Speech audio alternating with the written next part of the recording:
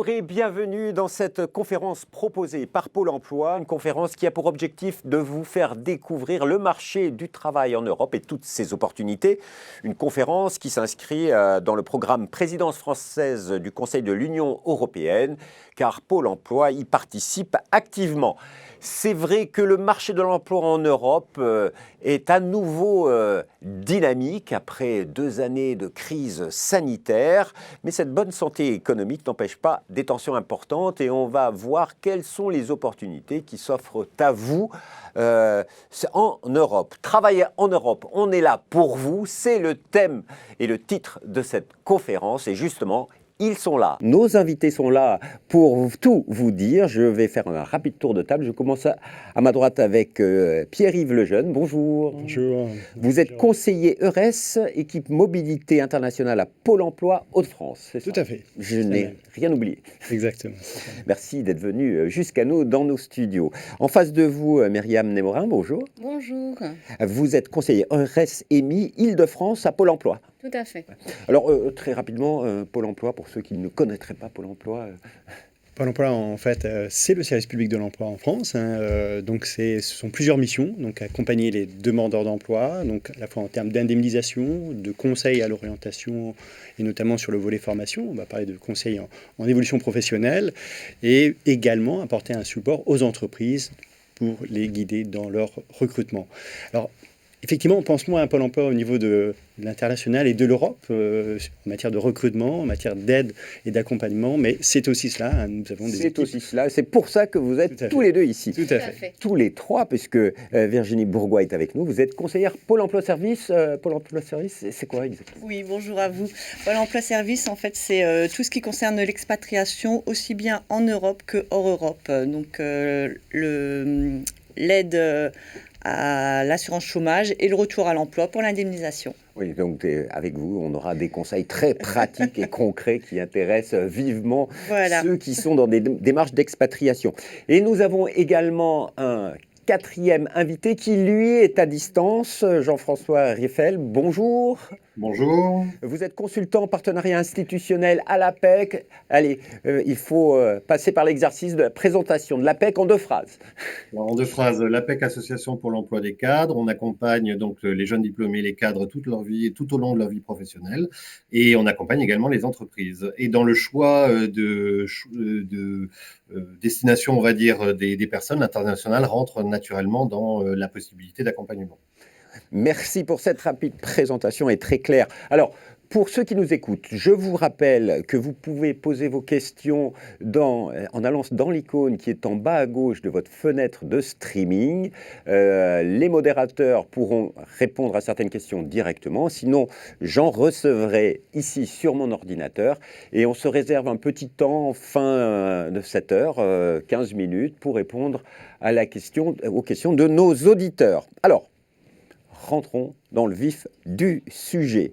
Je le disais, le marché de l'emploi est en train de se réveiller. Une étude récente de la Banque de France montrait que 52% des entreprises avaient des difficultés de recrutement. C'est une tendance du marché européen. Au niveau de l'APEC, vous êtes d'accord avec moi, il y a des opportunités aujourd'hui pour travailler en Europe ? Tout à fait. Alors l'Europe aujourd'hui est assez ouverte. Le marché du travail est aussi dynamique en Europe qu'il peut l'être en France d'ailleurs. On a certaines tendances qui sont l'Allemagne, comme on va déjà les dire toujours, mais reste une des valeurs sûres. Vous avez la Belgique, vous avez les pays du Nord, vous avez il y a aujourd'hui une vraie dynamique sur tout le champ européen. Il y avait jusqu'à il y a encore quelques temps également des belles opportunités en Europe centrale. On va attendre les prochains dispositifs ou du moins les prochains changements. Voilà. Au niveau de Pôle emploi, est-ce que vous observez ces mêmes tendances? Parce que là, on parlait des tendances cadres pour l'APEC, mais au niveau de Pôle emploi, de manière plus globale, c'est la même chose? Oui, on constate les mêmes choses au niveau de Pôle emploi. Et donc, nous avons aussi la plateforme EURES sur laquelle nous nous appuyons. Et nous avons vu en de nombreuses reprises que nous avons participé à des salons depuis le début de l'année, notamment du côté de la République tchèque. qui bénéficient quand même d'un taux de chômage de 2,2%, où c'est quand même le plein emploi, ils proposaient sur la plateforme 93 000 offres. Donc il y a quand même beaucoup d'opportunités pour pouvoir partir en Union européenne. Et ça, ce n'est qu'un exemple parmi tant d'autres. Et donc, on le disait tout à l'heure dans la présentation, vous accompagnez à l'international. Tout à fait. En quelques chiffres, Pôle emploi, vous avez accompagné combien de personnes ces dernières années? On a accompagné 17 000 personnes l'an dernier. D'accord. Et donc, ce chiffre reste constant. On a eu une petite baisse avec, on va dire, la crise sanitaire, et les gens ont douté. Et puis, quand les frontières sont en train de s'ouvrir de nouveau. Là, aujourd'hui, donc, la tendance, là, début d'année, janvier, février. elle était en montée. Donc Voilà. là, maintenant, l'incertitude Il faut voir de ce que va ces nous jours, donner la crise ukrainienne, voilà. comme on dit. Mais en tout cas, là, on peut voir sur le slide que je vous présente des offres d'emploi qu'on est allé chercher. Alors, peut-être qu'elles ne sont pas à jour, c'est ça, hein. Regardez, Ça dépend pas. 1950 offres d'emploi sur Pôle emploi, 2300 sur l'APEC, 3 millions sur... Exactement. Aujourd'hui, on est à 2712 offres d'emploi au niveau international, hein, avec près de 80% sur l'Europe et d'autres destinations, effectivement, qui vont prendre le pas. Tout à fait. Alors, justement, Pôle emploi a développé une offre de services spécifique pour les personnes qui veulent s'expatrier. Est-ce que vous pouvez nous la présenter rapidement? Bien sûr, en quelques mots, alors Pôle emploi, à l'instar des conseillers au niveau des agences locales pour l'emploi, va intervenir, on va dire, sur le retour à l'emploi, hein, c'est notre mission principale. Et nous allons, du coup, au niveau de nos 7 équipes mobilité européenne et internationale, intervenir sur 2 axes. Le premier qui va être l'accompagnement des demandeurs d'emploi dans le cadre de leur recherche d'emploi et de leur mobilité en Europe, voire à l'international, mais aussi l'accompagnement d'entreprises dans le cadre de leur recrutement, ou entreprises étrangères recherchant à recruter et à se développer en France, ou entreprises françaises cherchant à se développer en Europe et à l'international. Donc effectivement, on va être sur ces 2 axes, tout à fait. C'est des équipes assez importantes. Elles sont finalement basées sur les 7 grandes métropoles, hein. On va retrouver Strasbourg, Paris, Montpellier, Marseille, Lille, hein, Bordeaux. je fais partie, Bordeaux, bien sûr. Montpellier. Voilà, donc, tout à fait, exactement. Donc, alors, là, j'ai quand même, rentrons dans le concret, quels sont les conseils que vous donneriez à des personnes qui souhaitent partir et avoir une expérience à l'étranger? Bien, ils sont sur plusieurs registres. Alors, l'idée, c'est déjà en premier lieu voir où se situe la personne par rapport à son projet. On ne va pas être, comment dire, sur un plan d'action type. L'idée, c'est de voir où, si la personne est aux prémices de son projet. Est-ce qu'elle est encore dans cette phase d'interrogation? Est-ce qu'il y a aussi des questions sur son projet professionnel? Vers quel métier s'orienter? Ou est-ce qu'elle connaît, déjà, elle a peut-être étudié, travaillé peut-être en Europe ou en international? Connaît-elle, on va dire, les canaux de recherche d'emploi? Voilà, donc effectivement, il y a énormément, on va prendre les personnes à des étapes, donc on va être vraiment sur ce rôle de facilitateur, si je puis dire.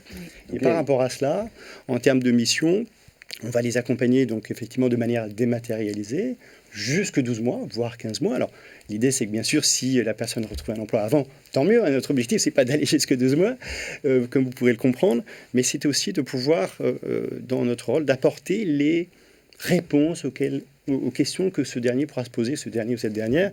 Mais quand vous dites accompagnement dématérialisé, est-ce que vous pouvez être concret pour concret, bien voilà, entendu. s'il y a quelqu'un qui nous suit, qui se dit mais comment ça se passe? Bien entendu, bien entendu. Alors, son premier point de contact, c'est en général le conseiller en agence locale.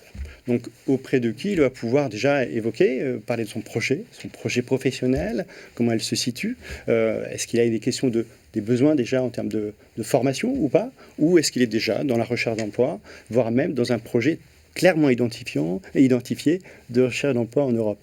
Et auquel cas, s'il l'évoque tel quel à son conseiller, le conseiller en agence locale va tout simplement nous l'orienter au niveau des 7 équipes mobilité européenne internationale. Et donc, nous allons prendre le relais pour pouvoir ensuite déterminer des modalités. Voilà. Alors, je sais que vous en accompagnez. Racontez-nous un cas. Alors, le dernier celui qui m'a le plus marqué tout récemment, alors il doit justement démarrer son poste demain. Alors ça va permettre d'illustrer, on va dire, un des métiers, on va dire phare, ou alors plus que phare, l'école française. Voilà, quelles sont les compétences également recherchées en Europe et à l'international? Et c'est un cuisinier, hein, ça peut être donc les métiers de la bouche également, mais bon, il y a nettement d'autres métiers. Et il va démarrer son poste à un des restaurants gastronomiques de Stockholm ce 1er avril. avril, donc je le salue, au sein du Tegelbacken, qui est un restaurant gastronomique.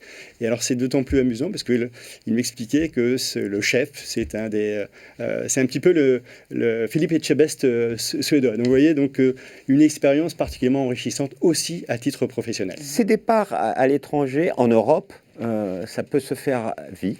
C'est juste une question. Si on est cuisinier, on a certes des facilités pour pouvoir partir. Donc, justement, comme le disait Pierre-Yves, le fait d'avoir des métiers qui sont recherchés, pour lesquels on a une formation qui plaît à l'étranger.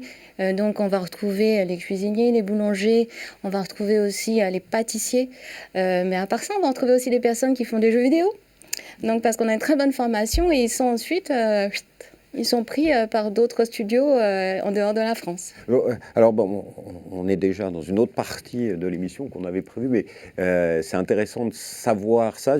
On a bien compris l'accompagnement, on y reviendra, je pense, avec le jeu de questions-réponses avec ceux qui nous suivent. Mais Monsieur Rieffel, de votre côté, au niveau de la PEC, qu'est-ce que vous proposez comme accompagnement? C'est comme chez Pôle emploi Alors c'est assez proche, nous sommes d'ailleurs partenaires sur l'international.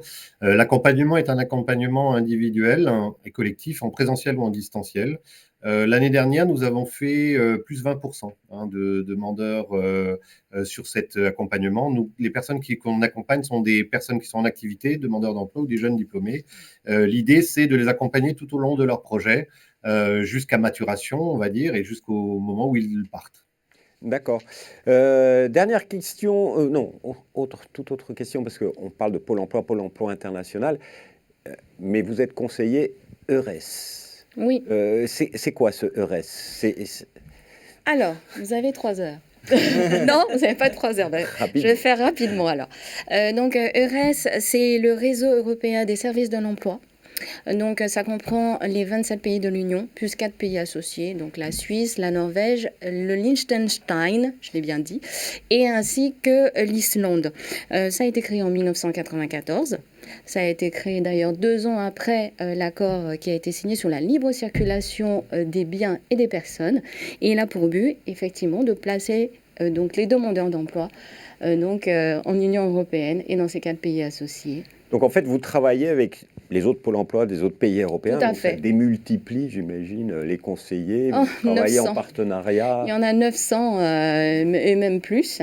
Et donc notre but, effectivement, c'est de travailler en synergie. On a eu quelques difficultés avec la crise sanitaire, puisqu'on ne travaillait pas sur le même tempo. Mais effectivement, on renoue les dialogues, on renoue en fait les partenariats. Beaucoup de travail a été fait. Et donc, il y a une mise en commun de toutes les offres d'emploi en Europe, finalement. Oui, tout à fait. Validées par les différents services de l'emploi. Et ça a été une volonté de la Commission européenne, adoubée évidemment par les différents pays. Et donc, ça fait un super site avec toutes les offres d'emploi, à la fois les services de l'emploi, mais aussi des intermédiaires de placement et aussi des employeurs qui peuvent aussi disposer d'un espace et qui peuvent aussi déposer directement des offres. Oui, donc je rappelle le site, c'est ec.europa.eu. Tout à fait. C'est ça. Voilà, je ne me suis pas trompé. Donc vous l'avez compris, voilà, ayez le réflexe EURES si vous voulez avoir un aperçu aussi des offres d'emploi en Europe avant de vous décider, de vous expatrier et trouver une destination. Alors là, plein d'offres.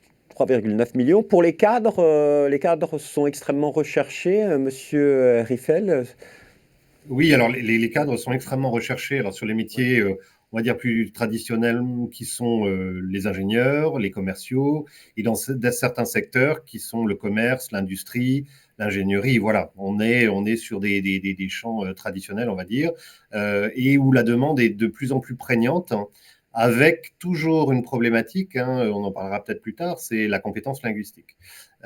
Travailler en Allemagne, on peut parler l'allemand quand on est... c'est tout à fait normal, mais certaines personnes ne maîtrisent pas la langue. Quand on est ingénieur, ça peut passer de parler anglais. Par contre, sur un métier commercial ou sur un métier de service, par exemple, il est extrêmement important de maîtriser la langue du pays. Et voilà. C'est vrai que pour le cas de l'Allemagne, un Français qui maîtrise l'allemand et qui est cadre aura des avantages salariaux non négligeables puisque C'est assez rare. Il n'y a que 4% de Français qui parlent l'allemand. Donc, Je parle pas le mot. non, non, mais c'est assez intéressant. Nous avons découvert ça dans la conférence, toutes les clés pour travailler en Allemagne, que nous avons pu voir dans le salon tout à l'heure. Je vous rappelle que vous pouvez toujours poser vos questions. Nous y répondrons tout à l'heure. J'en vois quelques-unes. Alors, on a parlé de métiers, de cadres, comment ils sont recherchés, compétences linguistiques très importantes. Oui. Vous avez parlé des cuisiniers, Le savoir-faire français. savoir-faire français qui est recherché. Mais est-ce qu'il y a d'autres métiers qui sont plus globalement en tension en Europe et qui pourraient intéresser les Français qui nous écoutent, qui nous suivent? Alors, donc j'ai regardé les stats du site EURES. Je me suis plongée dans les méandres du site. Et donc, les métiers qui étaient recherchés, c'est l'ingénierie. J'y peux rien. Il y a ça. Il y a l'industrie de transformation. Il y a les technologies de l'information. Donc, il y a ensuite, et non pas des moindres, la santé. Et on aimerait bien les garder, mais effectivement, ils partent aussi ailleurs. Il y a beaucoup d'étrangers qui viennent en France, mais c'est vrai que partir travailler à l'étranger, c'est aussi une façon de vivre, une volonté de... En Europe du Nord, notamment, ils ont des conditions, on peut pas lutter. Ou comme les enseignants en Allemagne. Nous avons découvert ça ce matin.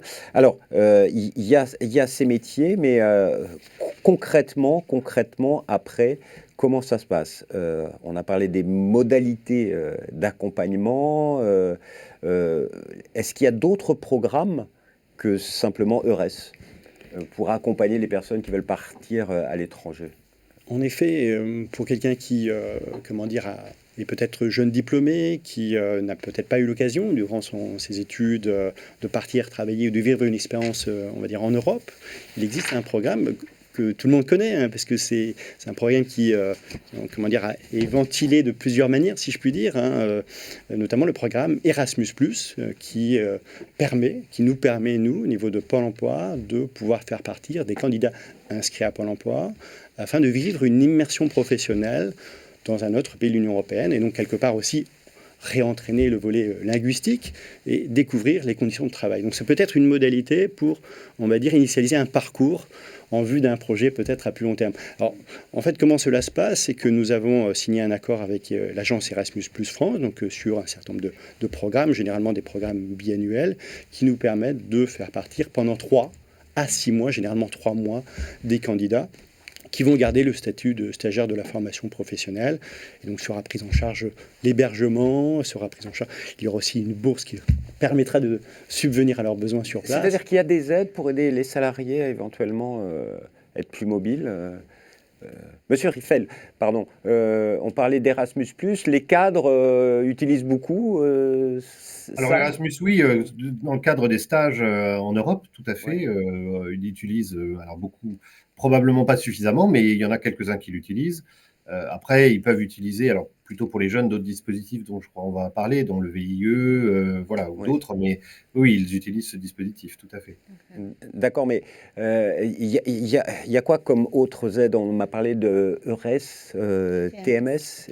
Oui, en effet, il y a un programme qui est EURES TMS pour Targeted Mobility Scheme, donc en anglais, si vous me permettez, qui est un programme qui a pris le relais de programmes antérieurs, alors sans faire l'historique bien entendu, hein, du programme Your First EURES Job, donc ton premier emploi EURES, et Reactivate.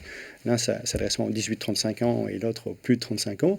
Donc au moins, donc, voilà, on est sur un programme commun qui s'adresse aux candidats donc, ressortissants européens ou d'Islande et de Norvège, comme l'a cité tout à l'heure Myriam, mais également des candidats issus de pays tiers, résidant de manière légale, donc au sein d'un pays de l'UE. Et donc du coup, cela permet, on va dire, de faciliter aussi cette recherche d'emploi, puisqu'il y a eu des aides. Alors, il y a plusieurs volets. Il y a un volet aide à l'entretien, donc qui permet de prendre en charge de manière forfaitaire, on va dire, le transport par rapport à un entretien d'embauche dans un autre pays de l'Union européenne, mais également une aide à l'installation, dès lors que ce candidat, on va dire, retrouverait un contrat de 6 mois minimum, donc il faut qu'il s'agisse d'un contrat de 6 mois minimum, voire stage de 3 mois. et ensuite des programmes d'aide linguistique, voire même d'aide à l'intégration. Et est-ce qu'il y a L'apprentissage des langues, oui, c'est très important. Donc plusieurs volets. Il y a plusieurs volets. Donc finalement, l'Europe se construit. Il y a plein d'aides pour favoriser, aider. Par exemple, sur la question des diplômes, la reconnaissance des diplômes, sur Eiffel, j'imagine que les cadres parfois sont en difficulté. Les diplômes français sont-ils reconnus, pas reconnus? Est-ce qu'il y a des aides? Je ne sais pas qui veut répondre. C'est ce même programme. Il y a un organisme qui s'appelle ANARIC, hein, qui vous permet aujourd'hui, dans l'organisme de formation dans lequel vous avez été, d'avoir l'équivalent dans le pays dans lequel vous souhaitez aller. Voilà, c'est important cette reconnaissance des diplômes français Généralement pour les métiers réglementés. Ah oui, donc ça peut avoir une importance importante. Et donc vous pouvez accompagner et aider les personnes justement à avoir ces équivalences. Donc c'est l'ENIC-NARIC qui va rentrer en ligne de compte et nous, on peut les aider à mobiliser cette aide justement financière. Il faut donc que l'employeur en ait fait la demande pour qu'effectivement l'aide soit débloquée. Donc un demandeur d'emploi, quand il veut partir à l'étranger ou construit son projet, a un accompagnement global, direction conseil sur des offres, un accompagnement de 12 mois et aussi des aides financières allant de la mobilité à la mise en place de l'équivalence, la reconnaissance du diplôme. Tout à fait. Bref, on peut être tranquille, il faut avoir le courage de se lancer, mais c'est vrai qu'on ne se lance pas comme ça quand on part à l'étranger, parce qu'il y a plein de questions qui peuvent se poser, notamment sur la question des droits. Et là, je m'adresse à vous, Virginie Bourgois. Si on est un chômeur indemnisé par Pôle emploi, qu'est-ce qu'on devient quand on est sur ce type de projet?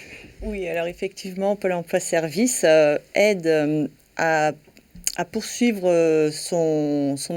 l'allocation chômage que le demandeur d'emploi perçoit en France.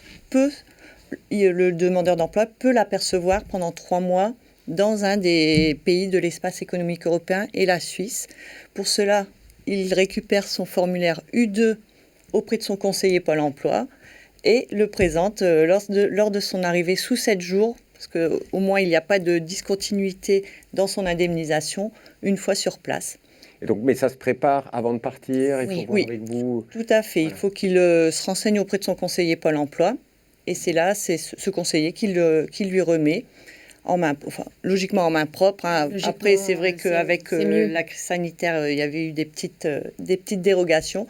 Mais il prend ce document et sous 7 jours va s'inscrire dans le pays européen. Et si on veut plus de renseignements, on peut appeler Pôle emploi Service. Alors en Europe, il y a même un mail et un téléphone. Tout à fait. Il n'hésite pas surtout. Il y a un traitement différent en Europe et hors Europe, parce que ça peut... Oui. Effectivement, hors Europe, l'indemnisation ne suit pas. D'accord. Donc, mais pour pallier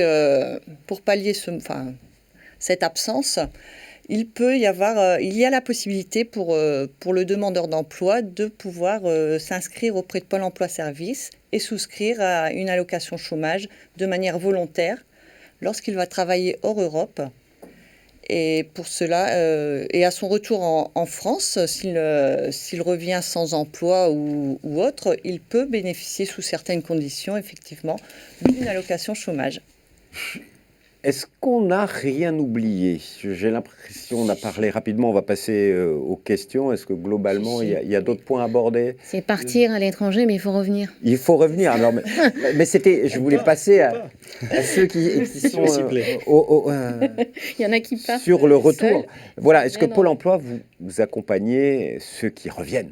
Alors, il faut dire qu'il y a eu une commission qui avait été créée par l'Union des Français à l'étranger et aussi l'Union c'était tout ce qui était député à l'étranger. Et on avait dit qu'il y avait un gros problème pour le retour des Français. Donc ça se passait pas très bien, ils savaient pas raccrocher les wagons, ils avaient des enfants qu'ils n'avaient pas en partant, donc ils savaient plus comment on faisait. Pôle emploi s'était digitalisé, ils savaient même plus où étaient en fait les informations. En fait, ils étaient partis, c'était la NPE, ils reviennent, c'est Pôle emploi. Donc ils savaient plus vraiment comment ça fonctionnait. Et donc nous, on est On a été chargé de cette mission, donc d'aider les Français qui reviennent à raccrocher ces wagons-là, c'est-à-dire à la fois donc comment se réinscrire, comment se fait, donc vers quel organisme aller pour la sécurité sociale, s'ils ont oublié, ça fait très longtemps, donc comment ça se passe avec la CAF, comment ensuite, si on a gelé des droits pendant un certain nombre de temps, que le droit n'est pas déchu, comment les récupérer. Et ça, on en a fait une présentation qui dure 2 heures, questions-réponses. Et ça comprend à la fois les jeunes personnes qui viennent de, je dis jeunes, les primo-inscrits, et aussi ceux qui ne sont pas encore partis, qu'on a identifiés par différents canaux, pour qu'ils puissent participer à ces réunions d'information. D'accord. Et une question globale aussi qui vaut, je pense, pour les expatriés qui reviennent, comme pour ceux qui sont en France et qui veulent partir. Si on n'est pas inscrit à Pôle emploi, qu'est-ce qui se passe? Nous avons un site, nous avons 2 sites, nous avons même 3 sites à leur proposer. Oui. C'est-à-dire, on a Mais est-ce qu'on a accès à ces services? Mais bien sûr. D'accord. Non, mais De jour faut le comme de dire. nuit, de jour comme de nuit, Pôle emploi.fr. Ensuite, on a EURES et on a un site collaboratif qui s'appelle Emploi Store, www.emploi-du-6store.fr, qui lui est envié par tous les autres services de l'emploi européens. Ils sont venus nous voir, ils ont regardé, ils ont dit on veut ça. Donc on s'est dit ça, franchement, on a eu raison donc, de le créer. Et donc c'est un espace collaboratif avec les services de Pôle emploi, avec aussi des intermédiaires de tout type, que ce soit au niveau linguistique, que ce soit aussi des institutionnels. On a l'OFQJ par exemple, l'Office québécois pour la jeunesse, on a aussi l'ambassade du Canada. Tout ça a été regroupé à un seul endroit. D'accord. Monsieur Riffel, au niveau de l'APEC aussi, vous accompagnez ceux qui reviennent de l'étranger? Oui, on en a beaucoup qui nous contactent, comme on fait beaucoup de distanciel du pays dans lequel ils sont. Donc on en accompagne beaucoup. Et pendant la pandémie, on a eu une recrudescence d'ailleurs de personnes qui se retrouvaient le pied au mur. C'est-à-dire que soit le pays, ça a pu être Hong Kong, alors là c'est hors Europe naturellement, mais qui du jour au lendemain ont été obligés de partir, ou en Indonésie, voilà, dans certains pays, donc on les accompagne naturellement. Par contre, je voudrais juste me permettre, avant de partir, avant de revenir, il faut partir. Et peut-être un élément dont on n'a peut-être pas suffisamment parlé, c'est la préparation au départ. C'est-à-dire qu'aujourd'hui, pour partir, c'est un vrai travail, comme quand on cherche en France. C'est-à-dire qu'il faut analyser les secteurs, le marché, son potentiel, son profil. Voilà, tous ces éléments-là doivent être travaillés. L'Europe en tant que telle, même si le marché est bon, c'est pas une terre à délit. C'est pas obligatoirement plus simple de rentrer dans un marché du travail dans un pays européen qu'on peut l'avoir en France. Oui, tout à fait. Il faut se renseigner auprès des conseillers Pôle emploi à l'international, les gens de l'APEC spécialisés, mais aussi se renseigner au niveau du pays.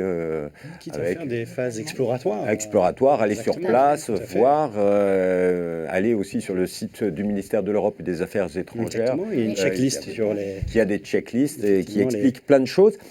Mais revenons à ceux qui reviennent. Est-ce qu'ils peuvent recevoir des allocations chômage quand ils reviennent Oui, alors tout dépend s'ils reviennent d'Europe, toujours via les fameux formulaires U2 ou U1, ils peuvent être indemnisés à leur retour en France. Donc ça, ils récupèrent sur place avant de rentrer, ils présentent à leur conseiller à leur retour en France. Et en revanche, s'ils s'étaient expatriés hors Europe, s'ils se sont inscrits auprès de Pôle emploi service et souscrits à l'assurance chômage, ils peuvent prétendre bien évidemment à une allocation chômage au retour en France. Alors, il y a eu plein de questions. Oui, On va y passer. Je m'en doute. Alors, déjà une question. Vous avez parlé de Emploi Store. Oui. Qu'est-ce qu'on y trouve exactement? Alors, il y a plusieurs boutons. Donc, il y a se former. Il y a je veux reprendre une entreprise, créer et reprendre une entreprise. Il y a un bouton, je crois que c'est candidater. Et puis, il y en a un autre, c'est le nôtre. C'est le bouton international. Et dessus, en fait, vous allez trouver des serious games, vous allez trouver des simulations d'entretien, vous allez trouver quoi d'autre? L'adresse exacte, c'est www.emploi-du6store.fr. Voilà, C'était la En question. deux mots, c'est un portail digital, tout simplement. Voilà. Et c'est notre portail digital. C'est le portail digital. Question de Dave. J'ai 52 ans. J'aimerais suivre une formation de CAP boulangerie pour devenir boulanger et vivre à l'étranger. Mhm. Est-ce trop tard pour moi? Non, il n'est jamais trop Changement tard. de vie. Non, il n'est jamais trop Alors, tard. j'ai tout à fait l'exemple. Alors, Ouais. ça va dépendre aussi où cela. Alors, certains peuvent très bien l'envisager via la formation continue en France et après, effectivement, pouvoir rechercher un emploi en Europe ou au Canada. Alors là, je sors un petit peu de ce cadre européen, mais si on va dire on va plus loin, je pense notamment au Canada et au Québec, nous avons un accord au niveau de Pôle emploi avec le gouvernement du Québec qui permet aux candidats français de pouvoir suivre les formations avec le bénéfice de la gratuité, du coût pédagogique. Donc j'ai justement une candidate française qui est partie, Dans la qui bourse. s'était reconvertie, alors elle était issue du secteur tertiaire, elle s'est reconvertie en boulangerie, elle a travaillé un peu en France et elle a décidé de partir vivre son expérience québécoise, faute d'avoir pu, parce qu'elle était sur un projet européen de création d'entreprise. Bon, la pandémie est passée par là, retour, on va dire, changement d'axe, et donc elle s'est dit, bah tiens, vu que la création d'entreprise en Europe va être un petit peu plus complexe dans ce contexte, elle est partie en famille, donc je la salue et j'applaudis on va dire, son investissement, son engagement, puisque elle se forme actuellement, on va dire, en pâtisserie, et en parallèle, effectivement, elle peut travailler. Donc, vous voyez, il y a des possibilités. J'évoque Oui. le Québec, Oui, mais tout à ce fait. peut être effectivement dans d'autres pays. Hein. Moi, j'avais une question plus générale, Monsieur Riffel, ce qui peut-être concerne plus les cadres. Quand ils sont en recherche d'emploi à l'étranger pour une expatriation, c'est quoi la meilleure technique? C'est aller chercher des offres d'emploi dans les entreprises françaises qui ont des postes et des filiales à l'étranger, ou est-ce que c'est aller directement vers la recherche sur place, sur le terrain, si on maîtrise parfaitement la langue? Alors, si j'osais, je dirais il n'y a pas de bon ou de mauvais choix. Tout va dépendre, comme je disais tout à l'heure, du process qu'on a mis en place dans sa recherche d'emploi à l'international. Ça peut être effectivement très judicieux de contacter des entreprises françaises qui ont des positions à l'étranger et en Europe particulièrement. Ça peut être extrêmement intéressant de passer via l'entreprise étrangère en France aussi pour voir s'il y a des possibilités et de voir auprès de l'entreprise en local quelles sont les possibilités qu'elles offrent. L'idée, c'est toujours de regarder par rapport à son profil, voir si le profil correspond à la demande de l'entreprise, voir si ses compétences sont les mêmes compétences que celles qui sont demandées dans le pays dans lequel on va, et de regarder si, comme ça a été dit tout à l'heure, le métier qu'on souhaite occuper il n'y a pas une contrainte, qui est une contrainte soit législative, soit de faire partie d'un ordre, par exemple. Voilà, ça, ce sont des choses qu'il faut en plus avoir en tête. Comment les équipes peuvent aider justement ces personnes qui sont en train de préparer leur projet d'expatriation? Est-ce que vous pouvez les aider? Bien sûr, vous avez une information, vous donnez des offres, du concret, mais est-ce qu'il y a une approche un petit peu plus psychologique? Parce que M. Riffel en parlait, il faut se préparer mentalement. C'est une préparation, en effet, il y a beaucoup d'aspects à prendre en ligne de compte. Et puis, on ne part pas seul comme on part en famille. Donc, effectivement, il y a toute cette dimension qui est présente. On va parler de projet professionnel dans le cadre d'un projet de vie, généralement, avec plusieurs modalités, et puis avec aussi plusieurs réponses. Il n'y a pas une réponse type, et donc du coup, il peut y avoir des contrats aidés. En parlant des entreprises françaises, alors je rebondis à l'étranger, c'est tout à fait, pour des 18-28 ans, le VIE, le volontariat international en entreprise ou en administration. Ouais, donc on peut avoir effectivement une réponse qui va être beaucoup plus facilitante en ce cas. Question de Vincent. Allez, ça n'arrête pas. Question de Vincent. Bonjour, j'ai plus de 20 ans d'expérience dans l'animation. Puis-je participer à Erasmus+? Oui.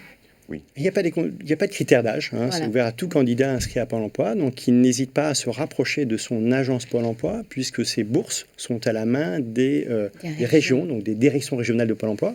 Et donc, le conseiller en agence locale, donc c'est plus tout à fait nous-mêmes, va pouvoir le renseigner par rapport aux modalités pour candidater et pouvoir, on va dire, bénéficier d'une bourse Erasmus+. Tout à fait. Caroline, existe-t-il des forums d'échange entre cadres expatriés et ex-expatriés et ceux qui souhaitent s'expatrier liés à l'APEC, Pôle emploi? Monsieur Riff. Des forums sur l'international, il y a expat.com, enfin vraiment, il y en a pléthore. Il suffit, vous allez sur mon ami Google, vous tapez forum API, il y en a vraiment pléthore, vraiment. Et puis vous avez PVTiste pour ceux qui veulent aller un peu plus loin que... Et justement, répondez à Manon. Bonjour, si on souhaite commencer l'expérience à l'international par un PVT, Oui. comment peut-on rester sur place après la fin du PVT? C'est avec l'employeur qui vous propose donc un emploi où il y a un visa à la fin. Donc, au début, plutôt qu'à la fin. Il y a un premier visa pour le PVT. Il faut aller chercher ailleurs. Il faut aller chercher le visa ailleurs. Un visa de travail d'une certaine manière. Voilà. Donc effectivement, alors là, on est vraiment C'est le passage du permis temporaire au permis permanent. Et donc ça va être très variable d'un pays à l'autre. Effectivement, Voilà. les clauses, on va dire, d'accès au territoire et d'accès au visa de travail ne seront pas les mêmes. Donc du coup, on est sur du cas par cas ici. Alors n'hésitez pas, il me semble qu'en parallèle de notre conférence, il y a nos amis de PVTiste. Écoutez le replay. N'hésitez pas. Vous pourrez voir et revoir toutes les conférences sur le site. Je ne sais pas du tout combien de temps il nous reste puisque mon horloge de studio s'est éteinte, mais on va encore traiter quelques questions. Anna, partir en stage en Europe dans le cadre du dispositif Erasmus sans condition d'âge ni de diplôme, comment cela se passe-t-il ? Alors, nous en avions parlé il y a quelques instants, mais bon, c'est effectivement, là, l'idée, c'est de pouvoir se rapprocher de son agence, pouvoir se positionner, indiquer, on va dire, sa motivation. Généralement, d'un point de vue très pratico-pratique, on va demander à ce que le candidat, on va dire, ait un niveau, on va dire, suffisant d'un point de vue linguistique, suivant le pays cible, que ce soit l'anglais, peut-être, même pour certains pays qui ne soient pas anglo-saxon à la base, puisqu'effectivement, avec le Brexit, on ne peut plus partir sur Erasmus+, mais ça peut être Malte, ce peut être l'Irlande, ce peut être éventuellement Chypre. même des pays scandinaves, au sein desquels l'anglais est somme toute assez courant. Donc oui, c'est possible, c'est possible. Une question d'Axel. Pour vous, Madame Bourgois, combien de temps garde-t-on ses droits à l'indemnisation acquis en France avant de partir, si on revient après plusieurs années? Voilà. Alors, les droits ne sont pas perdus lorsqu'on part comme ça à l'étranger. Ils sont conservés 3 ans, plus la durée des droits acquis.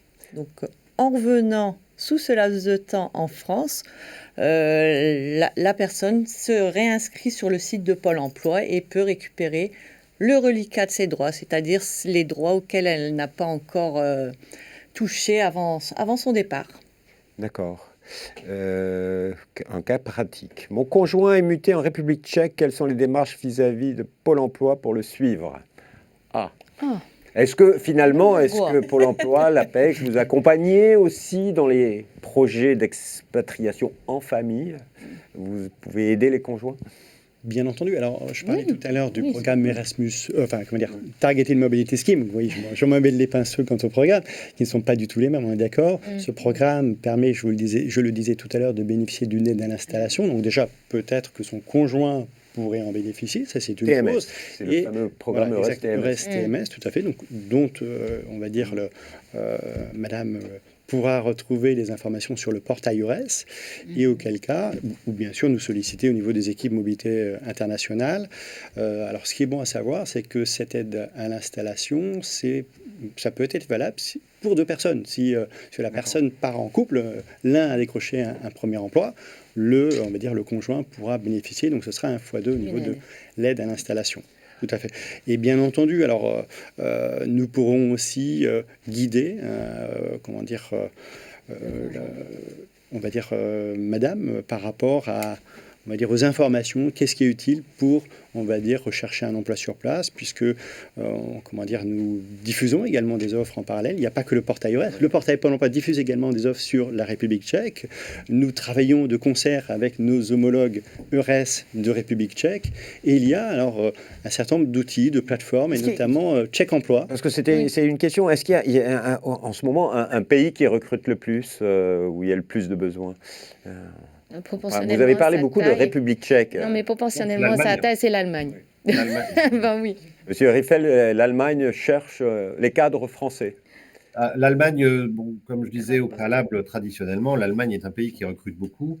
Alors, on ne va pas revenir sur l'histoire et on ne va pas revenir sur la démographie, mais c'est vrai que c'est un pays qui vieillit Qui est beaucoup, vieillissant, oui. qui en manque de compétences et du coup recherche beaucoup de compétences cadres et non cadres, hein, boulanger, boucher, ouvrier, Sergent, voilà, tous. ingénieur, à peu près tous les profils sont demandés. Et même des alternants. Même des Oui, alternants, avec la difficulté qui est. Alors, moi, j'ai une expérience longue en Allemagne, donc je connais bien le pays. C'est vrai que peut y avoir des difficultés d'intégration si on maîtrise pas bien la langue. L'Allemagne, c'est pas que Berlin, c'est pas que Munich, c'est pas que Hambourg, c'est aussi des petites villes. C'est historiquement le marché du travail. C'est souvent on avait la maison, on a construit son industrie à côté ou son entreprise. Du coup, c'est dans des petites zones géographiques et autour, il peut pas y avoir grand-chose, quoi. Voilà. Mais c'est un pays qui recrute beaucoup, qui a du mal à recruter pour la question principale dont vous avez parlé, les 4% de langue. Il y a aujourd'hui en France plus d'enfants qui apprennent le chinois que l'allemand. Et alors, moi j'ai une question. Si on se retrouve au chômage à l'étranger, il y a des pays, on connaît très bien le système français. Est-ce que ailleurs ça se passe pareil? Est-ce qu'il y a des pays qui sont plus intéressants, moins intéressants? Qui peut me répondre? C'est une question piège. L'assurance chômage, on va dire, du coup, sera propre, on va dire, à chaque pays. Oui. On va parler de principe de coordination des régimes de protection sociale. On n'est pas sur une harmonisation des régimes de protection sociale. Donc, effectivement, chaque pays va avoir sa propre Il y aura 27. réglementation à l'assurance chômage. Tout à On fait. peut se renseigner Plus ou moins en avantageeux, France sur tout à des fait. sites français sur comment ça se EURES. passe. EURES. Tout sur EURES. Non, après, ça va être des sites beaucoup plus vastes encore de la Commission européenne, Après, c'est- où il y a les textes. Oui, il y a les textes, oui, mais là, Donc, les c'est- textes de Voilà, loi sont parfois c'est un peu compliqués. imbuvable. Alors, sans faire de prosélytisme, puisqu'on vient de parler de l'Allemagne, vous avez un très bon site en plus qui est on va dire sur Français. plusieurs langues vis-à-vis de l'Allemagne, c'est Make It in Germany, Ah oui, qui permet effectivement de s'informer, de savoir comment étudier, vivre, voir et travailler en Allemagne. Donc, Alors, avec la pandémie, la crise sanitaire, on a développé le télétravail, la réalité du télétravail en Europe. Qu'en est-il aujourd'hui? Alors, qu'en est-il en Allemagne, par exemple, Monsieur Riffel, vous qui connaissez bien, Alors, parce que de plus en plus de cas de télétravail, est-ce qu'il y a des opportunités en télétravail à l'étranger? oui, alors il y a des gens qui se positionnent, qui ont souhaité vivre dans un autre pays pour travailler, alors en France ou voire dans d'autres pays. On peut très bien résider au Luxembourg. Alors, globalement, les gens vont plutôt aller en Espagne, au Portugal. Hein, ils vont plutôt aller vers le soleil plutôt que Voilà. dans le nord pour se positionner, pour travailler en télétravail, en distanciel. Donc, c'est tout à fait possible. Et on a d'ailleurs une forte demande des candidats, que ce soit mentionné dans l'offre, quand on passe les offres d'emploi, que cet élément soit mentionné, c'est-à-dire le nombre de jours de télétravail et s'il y a du télétravail dans l'entreprise. Voilà, c'est une aspiration, même quand on part à l'étranger. non, c'est une c'est une tendance. évolution. C'est vraiment Ouais, une c'est tendance. Moi, j'ai des employeurs, par exemple. C'est une tendance. Ah oui, C'est moi, tout à fait je qui a diffuse été, beaucoup d'offres maintenant En fait, où elle a on été n'a pas besoin de surtout, bouger. lancée, comment dire, c'est d'autant plus marqué par rapport, d'une part, à l'IT, les digital nomades, et ensuite, cette crise sanitaire, comme tu le Oui. soulignes bien, Myriam, a renforcé, déjà, il suffit de regarder ce qui se passe en France, l'accès, on va dire, au télétravail. Alors, question d'Amandine. Alors, on n'a pas été assez clair. Bonjour, je n'ai pas trop compris à propos de l'indemnité concernant le VIE. On n'en a pas parlé, Ben, c'est on en pour a ça. parlé. C'est parce qu'on n'en a pas parlé. C'est une indemnité forfaitaire, en fait. Hein. Elle est. Alors, je ne saurais pas on va dire, substituer à nos partenaires de Business France, des équipes de Business France qui portent, on va dire, le volontariat international en entreprise. Déjà, il faut rappeler que ce n'est pas un contrat de travail. On est sur du volontariat, et donc, du coup, sous la tutelle de l'ambassade de France, de 6 à 24 mois. Pas besoin de rappeler le contexte. Et du coup, les candidats vont avoir une indemnité forfaitaire, plus un deuxième volet qui va être au regard du coût de la vie dans le pays, qui peut être relativement intéressant. On a pu en échanger avec, alors on sort encore une fois de l'Europe, mais c'est souvent le cas, avec le VIE aussi, avec la CCI France Internationale en Afrique du Sud. C'est parfois beaucoup plus intéressant même de passer par un VIE que par un contrat de travail local. Moi, j'ai une autre question.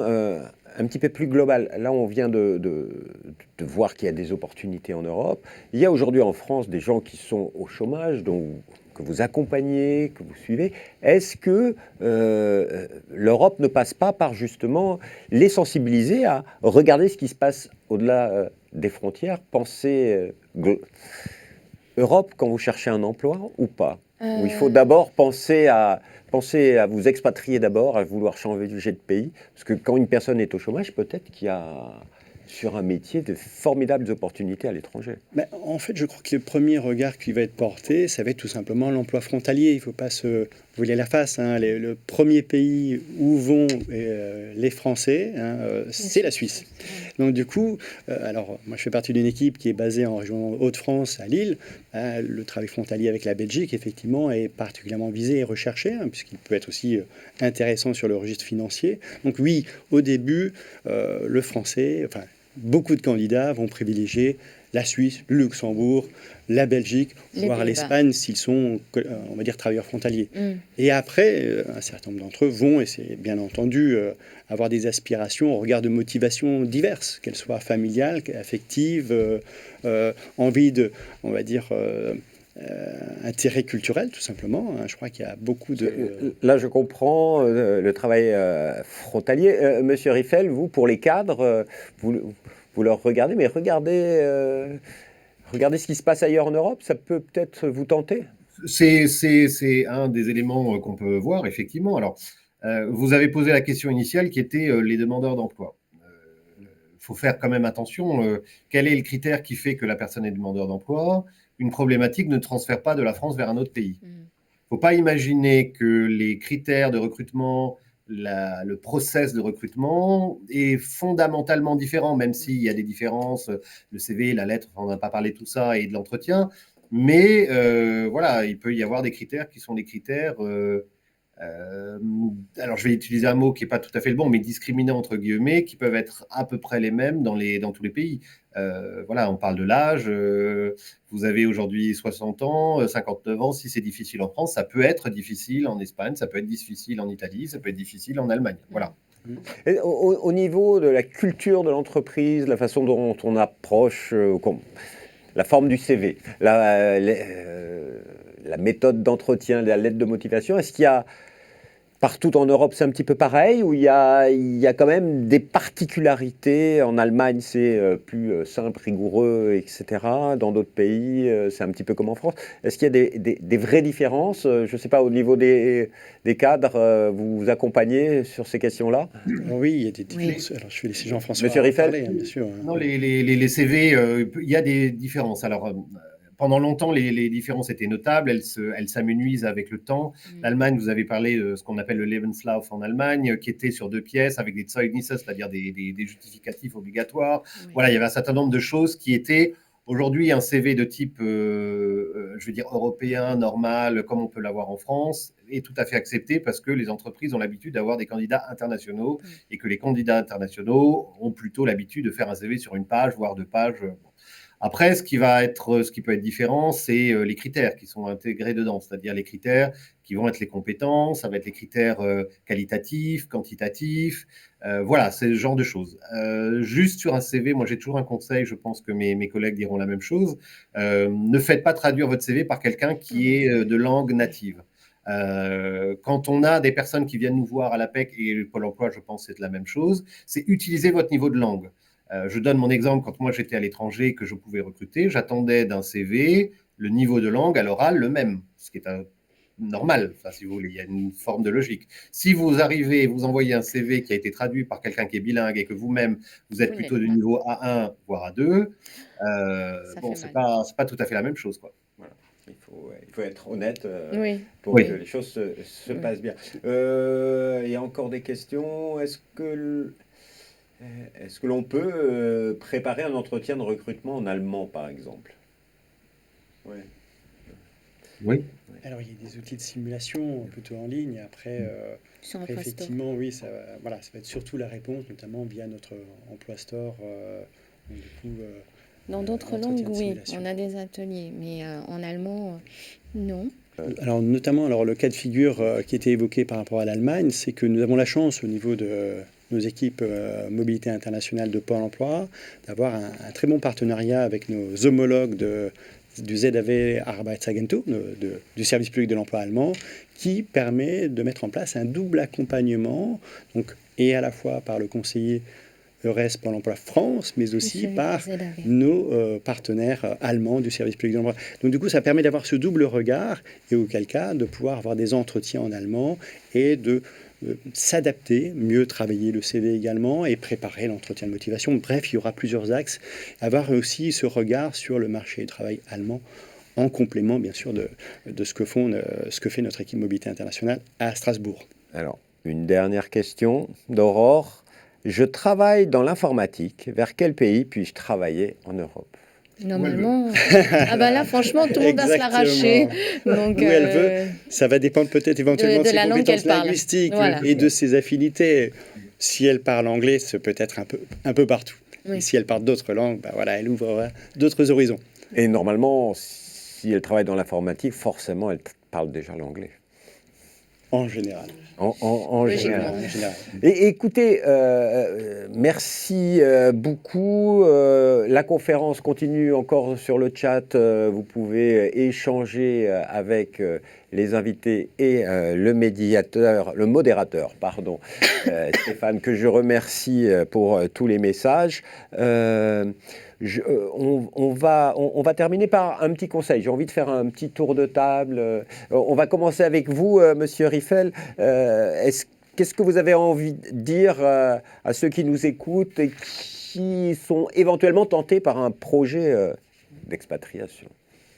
Alors, mon conseil, il va reprendre un peu les éléments qu'on a vus aujourd'hui, c'est-à-dire que tout se construit. Si vous avez envie de partir, il faut déjà analyser votre situation personnelle, voir si elle est en accord avec votre projet professionnel. Ensuite, travailler en entonnoir du général vers le restreint pour aller jusqu'à l'emploi, jusqu'à l'entreprise, jusqu'au pays. Voilà. C'est assez rapide, mais je dirais c'est un peu la démarche qu'il faudrait utiliser, qu'il faut ne pas hésiter à avoir un souhait d'aller travailler pendant un certain temps à l'étranger. En moyenne, les Français partent entre 5 et 7 ans. C'est à peu près les chiffres qui sont donnés par le ministère. C'est à peu près ce délai-là. Donc, ça veut dire que les gens vont revenir. Et quand ils vont revenir en France, ils vont avoir d'autres compétences, en plus des compétences techniques qu'ils peuvent avoir, c'est des compétences linguistiques, d'avoir travaillé dans le multiculturel, d'avoir été confronté à des environnements différents. Voilà, donc tout ça est assimilé et intégré par des entreprises et des recruteurs qui sont très intéressés par avoir des candidats quand ils reviennent en France avec une aura à l'international. Merci. Et bien sûr, si on est cadre, contacter l'APEC et se faire accompagner par l'APEC. On parlait de retour, Virginie, Madame Bourgois. Il faut bien préparer son côté, tout l'aspect administratif. Voilà, oui, ça, avant de partir, il faut vraiment se renseigner sur le pays et voir avec son conseiller, checker un petit peu sa situation et vraiment dans l'optique après de rentrer en France, il y a bien possibilité d'être indemnisé au retour en France. Mais ça, c'est en amont déjà, il faut y penser. Et Myriam Némorin, pour vous, c'est quoi le conseil ? Donc, il faut avoir une préparation de fond avant le départ. Donc, comme l'a signalé M. Rieffel, c'est vraiment préparer tous les éléments, le volet professionnel, le volet personnel, tous les freins périphériques qui pourraient exister en fait dans le départ. Pour cela, on a créé un autre outil sur Pôle emploi qui s'appelle Parcours Info International, qui a pour but de vous aider à réfléchir en amont sur le projet pour qu'il ne devienne plus qu'un projet, qu'il devienne quelque chose de, on va dire, beaucoup plus matériel, au vu des 5 parties qui existent dans celui-ci. Le dernier, étant « Je rentre en France » après cette expatriation. Donc on considère qu'avec les 4 premiers, on va partir. Monsieur Lejeune, c'est dur de passer en dernier. Un dernier conseil, votre conseil? Alors très simplement, c'est peut-être le moment de partir. On voit qu'aujourd'hui, les restrictions sanitaires s'amenuisent. Il suffit de regarder le site Reopen EU, réouvrir EU l'Europe.